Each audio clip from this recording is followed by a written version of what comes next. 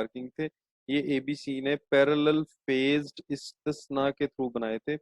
कि basically government ने bank को कहा था और बैंक ने किसी थर्ड पार्टी बिल्डर को कहा था कि आप ये बनाएं, और उसकी डिलीवरी डेट और सारा कुछ और उसकी स्पेसिफिकेशन पहले से तय कर दी गई थी। और later on as per specification ABC international bank ने वो चीज़ कंस्ट्रक्ट करवाई थी बिल्डर से, और लेटर ऑन उसको गवर्नमेंट को हैंड ओवर कर दिया था। इसी तरह है जी मॉडर्न बाय आउट। ये जो मैंने हाईलाइट किया हुआ है, हम वर्ड यूज करते हैं फाइनेंस के अंदर, लीवरेज बायआउट्स। लीवरेज बायआउट्स, और इसके साथ हम एक और टर्म यूज करते हैं, मैंने आपको शायद बताई भी थी, या प्राइवेट इक्विटी। लीवरेज बायआउट्स का मतलब होता है कि जब आप किसी की लीवरेज बाय कर लेते हैं, जैसे कि आप उनके लाइबिलिटीज को बाय आउट कर लेते हैं उस फर्म की, और उसके बाद उसको टेक ओवर कर लेते हैं, फिर आप उसको रन करते हैं एंड देन लेटर ऑन आप उस कंपनी को बेच देते हैं। सिमिलरली कुछ इक्विटीज होती हैं जो कि प्राइवेट इक्विटी होती हैं। आप किसी फर्म को फाइनेंस करते हैं with the help of private equity, because these equities are not the equities जो कि नॉट द इक्विटीज जो कि मार्केट में ट्रेड होती हैं। आप कंपनीज के अंदर इन्वेस्ट करते हैं इन इक्विटीज को, लेटर ऑन आप उसके कुछ अरसे बाद, 5 साल 7 साल बाद, जो भी आपके डिफाइंड टाइम पीरियड है उसके अंदर से, उसके बाद उसके अंदर से निकल जाते हैं। मॉडर्न में यह है जी buy operate and transfer. Islamic term जो इसकी लिवरेज की और एक प्राइवेट इक्विटी की है, that is by operate and transfer. आप चीज को परचेज करें, उसको चलाएं और उसके बाद उसको ट्रांसफर कर दें। जैसे यहाँ इन्होंने मोटरवे का एग्जांपल दिया हुआ है कि आप मोटरवे को बनाएं, ठीक है, आप मोटरवे को कंस्ट्रक्ट करें, मोटरवे को ऑपरेट करें, लेटर ऑन गवर्नमेंट को ट्रांसफर कर दें। यानी कि इस्तिस्ना के अंदर इस किस्म के कॉन्ट्रैक्ट्स भी हो सकते हैं जहां आपके पास buy operate and transfer very similar to leverage and private equity firm का जो तरीकाकार है वो, कि आप किसी फर्म के अंदर जो कि थोड़ी सी डाउन हो रही होती है, आप उसके अंदर इन्वेस्ट करते हैं, कुछ अर्सा उसको इस्तेमाल के अंदर काम करते हैं, और जब वो थोड़ी सी स्टैंडिंग पोजीशन में आती है तो आप उसको थोड़ा सा प्रॉफिट रख के, यानी जितने पैसे आपने इन्वेस्ट किए हैं उससे ज्यादा पैसों में से सेल आउट करके चले जाते हैं। सिमिलर टर्म जो है बीओटी जो है by operate and transfer, Islamic bank में यूज होती है कि आपको कोई कॉन्ट्रैक्ट मिला, आपने उस कॉन्ट्रैक्ट के तहत वो चीज बिल्डअप की, बिल्डअप करने के बाद उसको ऑपरेट किया and later on after specific time period आपने उसको ट्रांसफर कर दिया। इस्तिस्ना में इश्यूज क्या हैं जी? पहले तो ये डायग्राम देख लेते हैं। डायग्राम में देखें जी, हमारे पास मल्टीपल पार्टिसिपेटिंग इस्लामिक बैंक्स, ये बैंक्स हो सकते हैं, ठीक है। बैंक्स आपको इस्तिस्ना फैसिलिटी पे भी काम कर सकते हैं, इजारा फैसिलिटी के ऊपर भी काम कर सकते हैं। कंपनी जो है जिसको आपने प्रोजेक्ट दिया हुआ है, under contract for work agreement the project company act as a contractor और कंस्ट्रक्ट द प्रोजेक्ट। जो बैंक्स ने पार्टिसिपेट किया, इस कंपनी ने वो बिल्डअप करना है, ठीक है। कंपनी ने जो प्रोजेक्ट बिल्ड करना है उसके लिए अगर कोई एसेट लीज करने की जरूरत है, वो भी बैंक करेगा। यानी इसका मतलब ये हुआ कि लेट से आपको बहुत बड़ा प्रोजेक्ट करवा रहे हैं, जैसे आप कहते हैं कि जी हम बैराज बनवा रहे हैं या कोई हम डैम बनवा रहे हैं, ये इतने बड़े प्रोजेक्ट हैं जो ये कंपनी नहीं करती। अच्छा, इन प्रोजेक्ट्स के अंदर क्योंकि कंस्ट्रक्शन में होती है और कंस्ट्रक्शन के साथ जो है उसकी फाइनेंसिंग चल रही होती है, तो कुछ एसेट इसमें ऐसे होते हैं जो लीज किए जाते हैं। मोस्ट ऑफ द प्रोजेक्ट्स के अंदर जो व्हीकल्स होते हैं, ये लीज्ड व्हीकल होते हैं कि आप इनको लीज करवाते हैं और उसके बाद आप इसको वापस कर देते हैं, बिकॉज ये ऑपरेटिंग लीज में चले जाते हैं। सो इट मीन्स कि जब आपके पास लार्जर या ग्रेटर प्रोजेक्ट्स होते हैं, बड़े प्रोजेक्ट्स में बिग प्रोजेक्ट्स होते हैं, तो इन प्रोजेक्ट्स के अंदर अगर आप फाइनेंसिंग को देखें तो फाइनेंसिंग इस्तिस्ना के थ्रू भी हो सकती है, और इसके पैरेलल आप इजारा की फैसिलिटीज भी यूज कर सकते हैं अगर वहाँ लीज एग्रीमेंट्स चल रहे हैं या लीज की कोई व्हीकल्स की जरूरत है।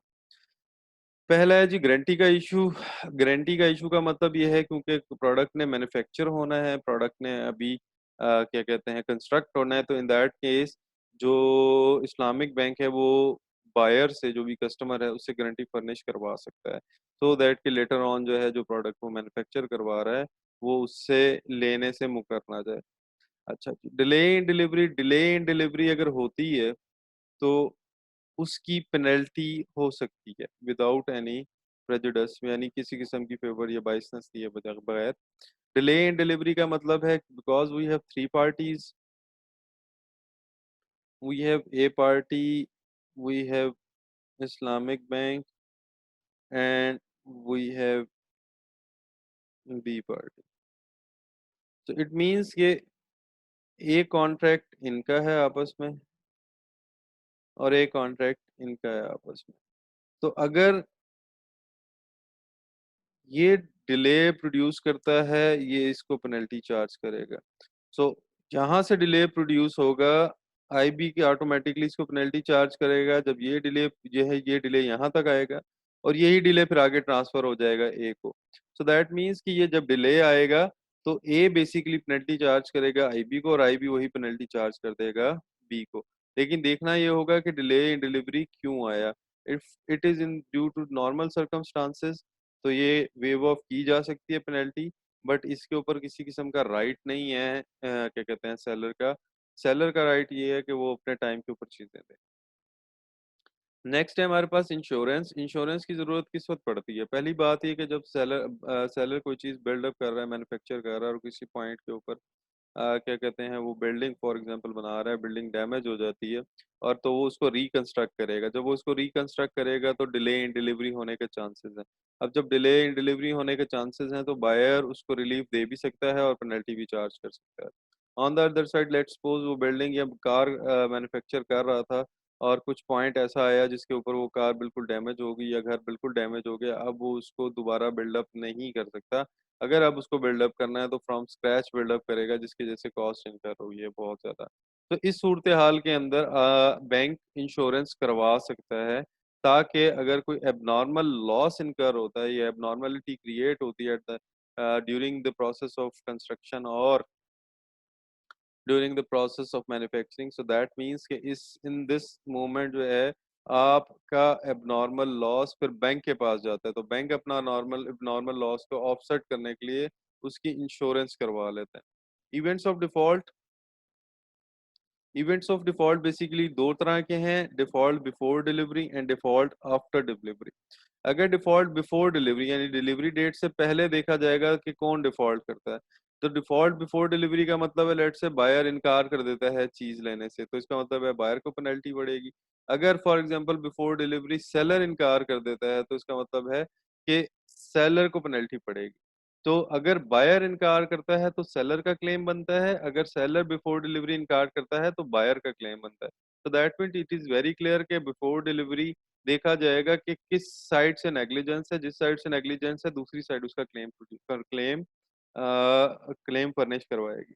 अच्छा, डिफॉल्ट आफ्टर डिलीवरी। अच्छा, आफ्टर डिलीवरी में अगर कोई इवेंट सेलर प्रोड्यूस करता है, this is quite an obvious कि उसका क्लेम जो है बायर के पास है। लेट्स से कि सेलर कहता है कि जी मैंने आपको प्रोडक्ट मैन्युफैक्चर करके ड्यू टाइम पे देनी थी पर मैं आपको नहीं दे सकता, तो इसके सारे जो लॉसेस हैं वो बायर क्लेम कर सकता है सेलर से।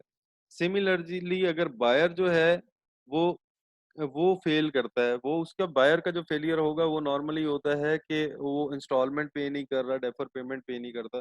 जैसे कि फॉर एग्जांपल हमें बायर ने कहा घर बना दे, हमने उसे घर बना दिया, उसके बाद हमने उसको डिलीवर कर दिया। डिलीवर करने के कुछ अरसे तक वो उसकी पेमेंट को जो है इस पर शेड्यूल करता रहा एंड लेटर ऑन जब उसने पेमेंट्स करता रहा और कुछ अरसे के बाद उसने पेमेंट्स करना छोड़ दी। तो दैट मीन्स कि बायर बेसिकली अब पेमेंट नहीं करना चाह रहा या पेमेंट कर नहीं पा रहा। तो इन इस सूरत हाल में जब बायर डिफॉल्ट करेगा तो क्लेम बेसिकली सेलर का बनेगा। यानी इस्लामिक बैंक ने अगर कोई चीज़ अपने क्लाइंट को दी और क्लाइंट लेटर ऑन किसी पॉइंट ऑफ टाइम के ऊपर क्या कहते हैं पे बैक नहीं करता इंस्टॉलमेंट या डेफर पेमेंट, तो क्लेम बेसिकली बैंक का बनेगा। अच्छा जी, comparison with other products. Comparison simple सा प्रोडक्ट वो है जी, इंटरेस्ट बेस्ड फाइनेंसिंग नहीं है। इस्तिस्ना जो है आपकी आपकी बेसिकली क्या कहते हैं मैन्युफैक्चरिंग आइटम है यहाँ। कि आप बेसिकली करते क्या है कि इन्वेस्टर और बैंक और जो भी बिजनेस वेंचर है ये आपस में तीनों रिस्क शेयर करते हैं। यहाँ हमारे पास ऐसे नहीं है, यहाँ हमारे पास इंटरेस्ट बेस्ड बैंकिंग है, बोरिंग होगी और बोरिंग के अगेंस्ट इंटरेस्ट रिटर्न होगा। यहाँ बोरिंग नहीं होगी, यहाँ बेसिकली डिपॉजिटर बैंक को पैसे देगा और बैंक उसको इन्वेस्ट कर देगा इस उसमें। सो इस्तिस्ना है मुराबाहा, सलाम, इजारा, ये सारी की सारी आपकी non P L S products हैं। जो आपकी पी एल एस प्रोडक्ट्स हैं वो ऑब्वियसली मुदारबा मुशारका है। ठीक है जी, ये इस्तिस्ना का चैप्टर हमारा ख़त्म हो गया।